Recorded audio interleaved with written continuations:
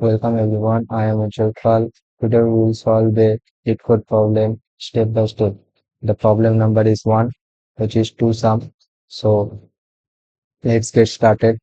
The problem statement is given an array of integers nums and an integer target. Return indices of the two numbers such that they add up to target. And you may assume that each input would have exactly one solution. That means there will be only one solution. That means there must be two indices which add up to the target which is given. This is the target which is given, and you may not use the same element twice. So we are not supposed to use the same element twice. Like if your given target is 10, so if there is only one 5, so we are not supposed to add 5 and 5 again and again. Like there in the answer, there will be two different indices. There must not be the two indices must not be the same. Should not be the same. So that says the problem statement. You can return the answer in any order. So the indices doesn't matter in which order. Like here is 0 1, so you can also return 1 0. That doesn't matter. So uh, you can see the constant or the length of the uh, array will be up to 10 to the power 4, which means you can assume that you have to solve the problem statement uh, in big of n square runtime. So and only one valid answer exists, and the numbers of the array range between negative 10 to the 9 to positive 10 to the 9. So there will be three solutions, mostly two solutions. One is just, I will explain you both. The first one will be the brute force approach, where we will going to see, like we have to find two elements which sum up to like target. Here is 9. So I will explain the brute force algorithm by this example. So here target is 9. So we have to find two elements which add up to 9. So in brute force approach, we will use two loops. Like one will be from 0 to n minus 1, and the second one will be from after I plus 1 to up to 10. Like 0 to n minus 1. So n means you have to assume, like here assume that up to last element will run the second loop. So this will be the second loop. So and the first loop will be up to n minus 2 element.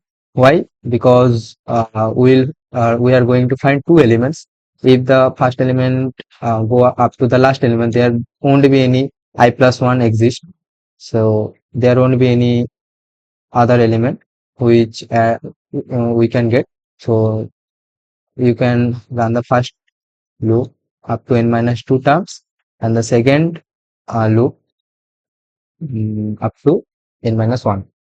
So this is the brute force approach.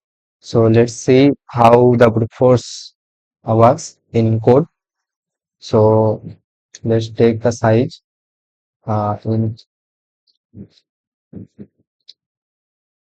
first taking I'm taking the size, and the first loop will be for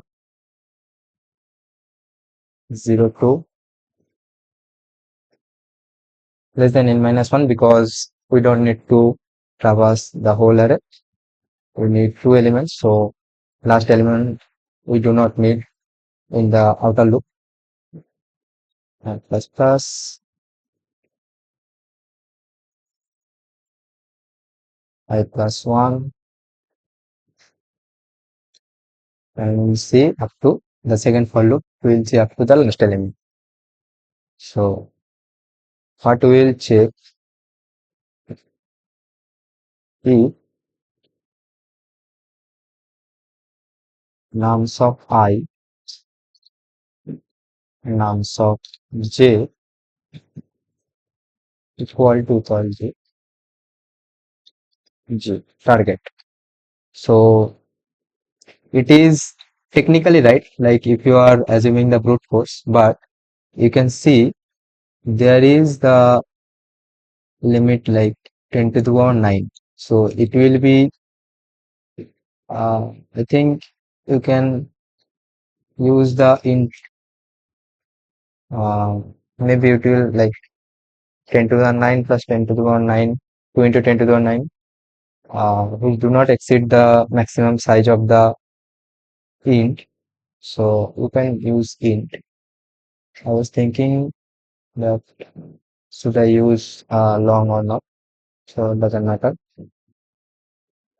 because the target is in, so we can use it. Doesn't matter. So we are just checking that numsci and numsj, if sum up to target, then we will return the indices in a vector. That's it. And it says there always be a valid answer. So after this for loop, we already have returned something. So just to make clear, uh, return anything. Doesn't matter.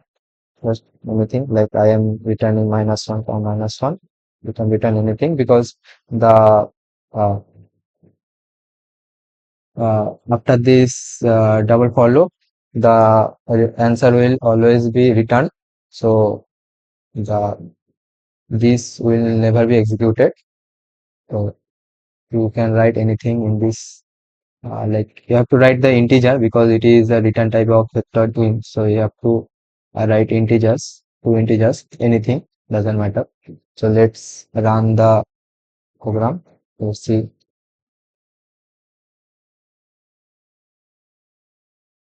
Let's test it first. Let's submit it. You can see that it accepted the solution. So this is the brute force. Let me discuss the time complexity with you. So you can see there is the inner for loop is running from I plus 1 to n. So that means if I equal to 0, so it is running from like n number of times. So the inner for loop is running n times and the outer for loop also running like 0 to n minus 1. You can assume it as big O of n. So overall time complexity will be big O of n square and the space complexity will be big O of constant or big O of 1, you can say, because we are not using any of space here. So this is the time complexity. And let me discuss a optimal solution which will not take big O of n square complexity. And you can see here follow up, it says can you come up with an algorithm that is less than big O of n square time complexity. So we'll focus on that. So the optimized solution is to use and map. So if you know, we can use unordered map.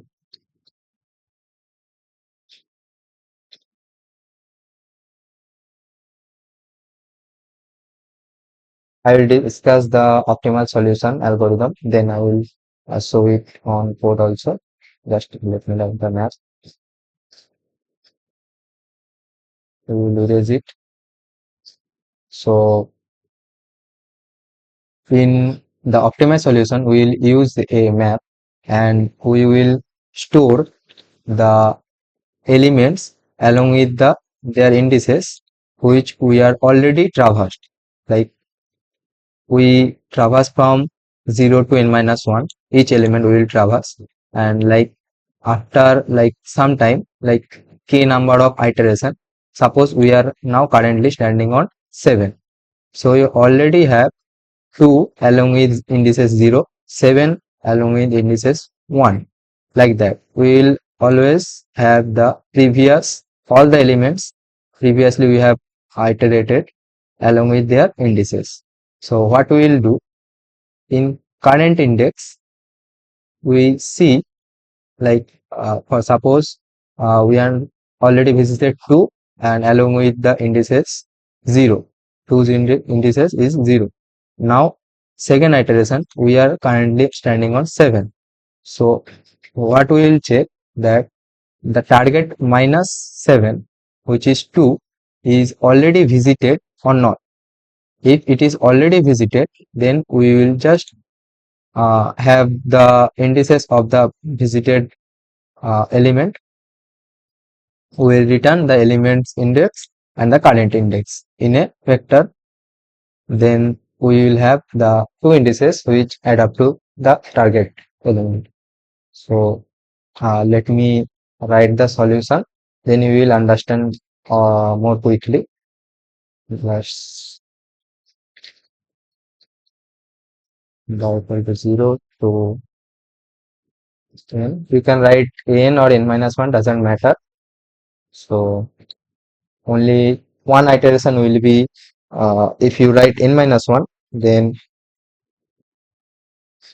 uh, no, sorry, my bad.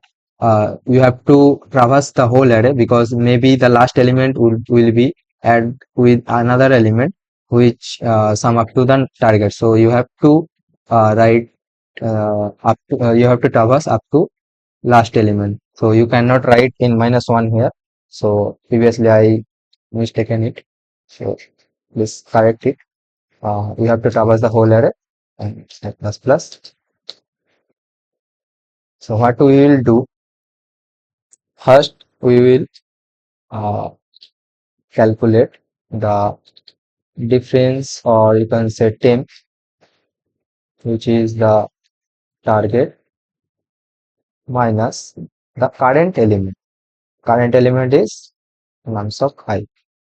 This is the current element. And what we will check? We will check if the temp is already present, like already present in the map. Like map will keep track of all the previously element along with their indices. We'll see how the map will be stored after this line. So map will check if the uh, difference is already present in the map or not. If it is present, like not equal to mp dot end means it is present. So when it is present, we just return what we will return mp of temp, which will give us the elements, the differentiated elements, previously visited elements, indices, index, and the current index, which is I. We will return it.